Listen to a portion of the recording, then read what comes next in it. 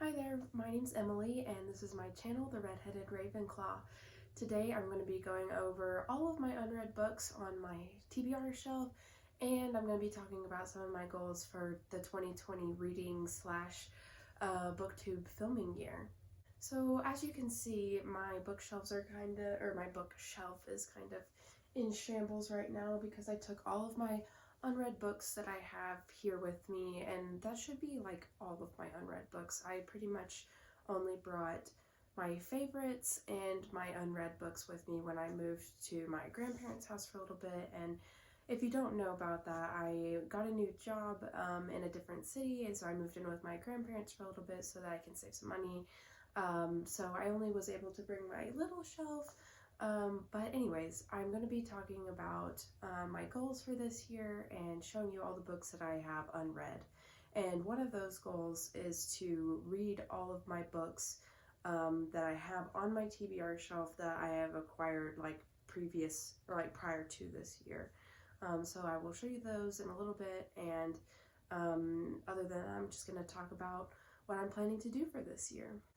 So my first goal is to film consistently and post consistently.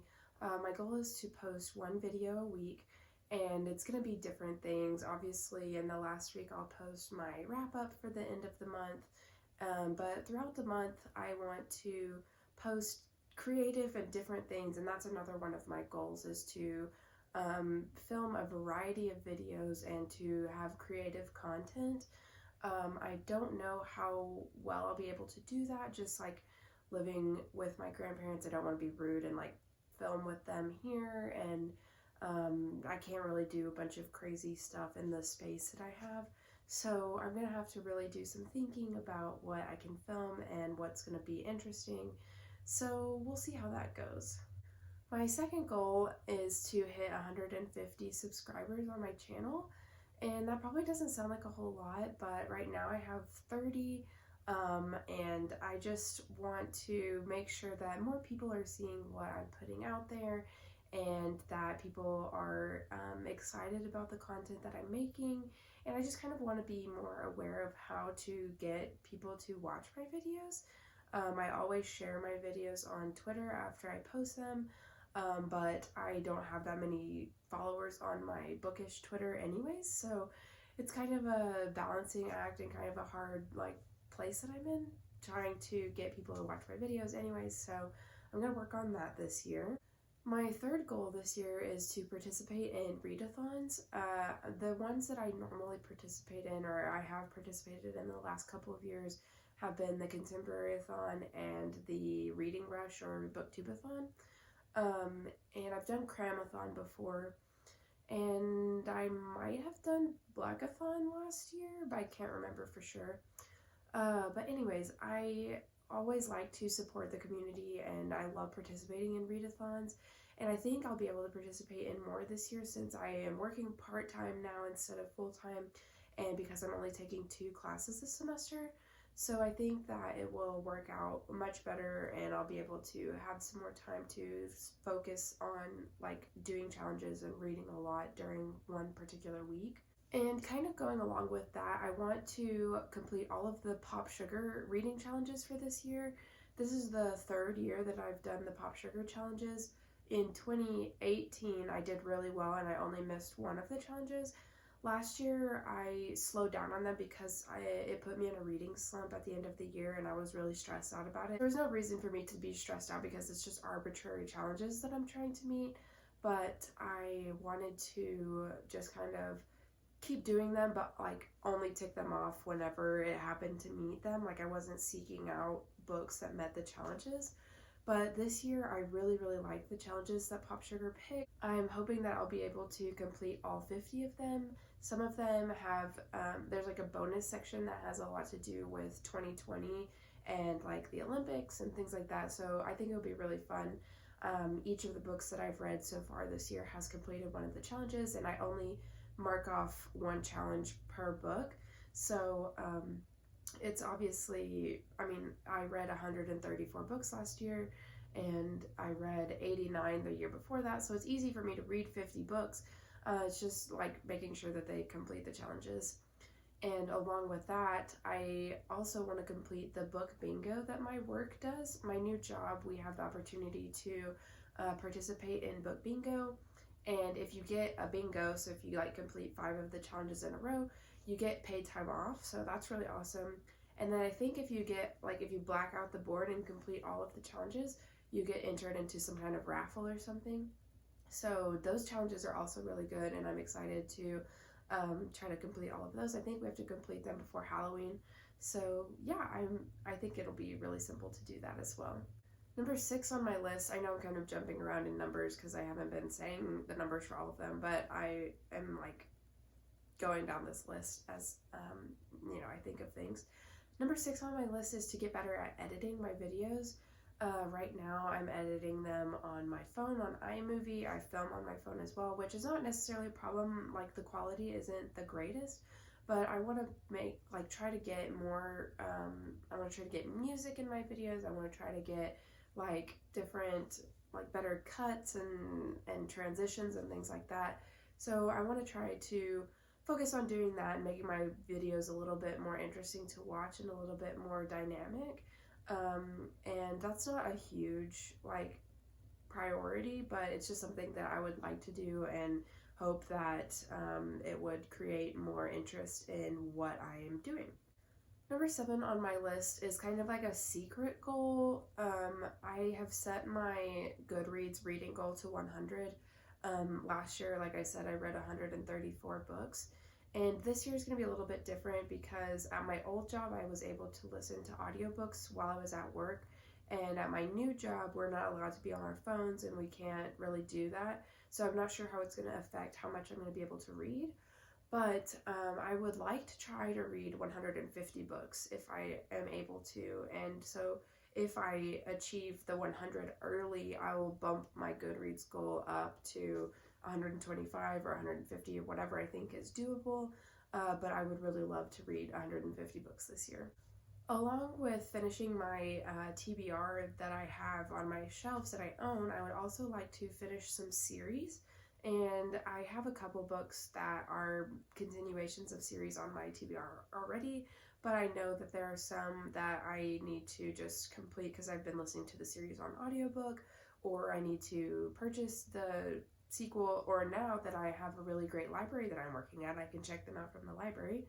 And I also I had Libby at my old library, but now I have Hoopla and Libby, so I have some more options for checking things out, and I'm really excited to be able to do that and finish series that I've started, because I don't like to leave things just hanging. I like to know where things go, and if I have to reread some first books, so be it, but I'm really thrilled to continue and finish some series this year. And I'm going to be making a different video that's like all of the series that I've started that I would like to finish, and series that I've started that I am not planning on continuing with. So be looking out for that one. Okay, I think that was all 10 of my goals, even though I didn't necessarily say all of their numbers. I kind of touched on all of the goals that I have for this year. So now I'm going to show you guys all of the books that I own, that I have not read, and that I want to read all of these books by the end of 2020. And I'm not gonna I'm not gonna count the books I purchased in 2020 as books that I must read by the end of this year, because I just want to get these ones that I've previously owned read and off my TBR. So without further ado, let's get going. Okay.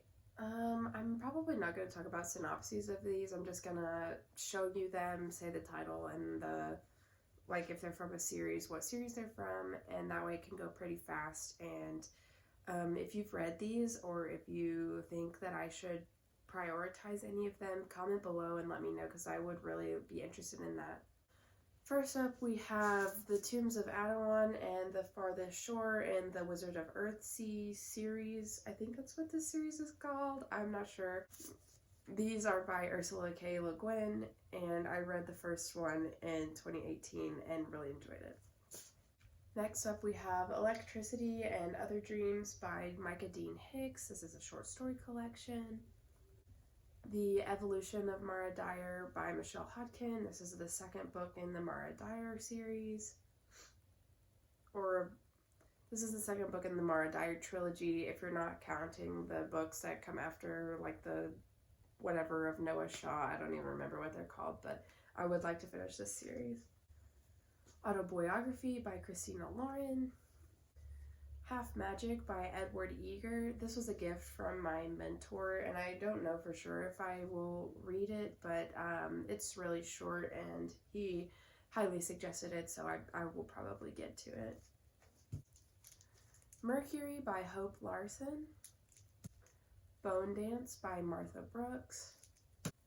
On the Day I Died by Candace Fleming.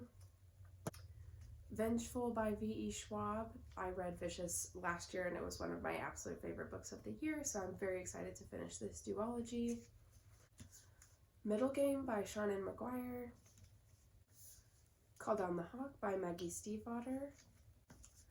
A Darker Shade of Magic by V.E. Schwab. The Serpent King by Jeff Zettner. Fangirl by Rainbow Rowell.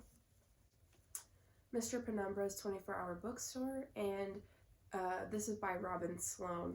But something I realized about this copy the other night is that it glows in the dark. All of these little yellow books glow in the dark, and I was just like, I walked into my room when it was dark and I looked at my bookshelf and I was kind of weirded out because there was something glowing from it, and I realized that it was this book and the spine was glowing, so that's really, really cool. The Devouring Grey by Christine Lynn Herman. The Dark Days Club by Allison Goodman. Break the Bodies, Haunt the Bones by Micah Dean Hicks. The Library Book by Susan Orlean. The Goldfinch by Donna Tartt. Swallow Me Whole by Nate Powell. Aquacorn Cove by Katie O'Neill. The Tea Dragon Society by Katie O'Neill. Volume 15 of My Hero Academia. And I didn't technically buy these in 2019. I just recently got them with a Barnes & Noble gift card, but I know that I'll read them because they're manga, and I just like to take some breaks from reading with manga, you know, occasionally throughout the months. But I have the first 3 volumes. Oh, it goes this way. I have the first 3 volumes of Black Butler because I absolutely loved the first season of the anime, and I am interested in trying the series. I guess I should also mention that I'm currently reading Thunderhead by Neil Shusterman. The dust jacket is up there somewhere. I'm like 160 pages into it and I'm really liking it. And this is the last book that I have to read for my 5-star predictions video, and then I'll do my wrap up and tell you guys all my ratings for those books that I read for that. But yeah, those are all the books that I own and haven't read yet. Some of them are pretty high priority and some are lower, but I would like to read all of them before the end of 2020, and of course read other things. But yeah, those are the books, those are the challenges and goals that I would like to complete. So if you have any suggestions or comments or whatever you want to say, leave them down in the comments for me. I'd love to chat with you guys, and I will see you guys in the next one. Bye!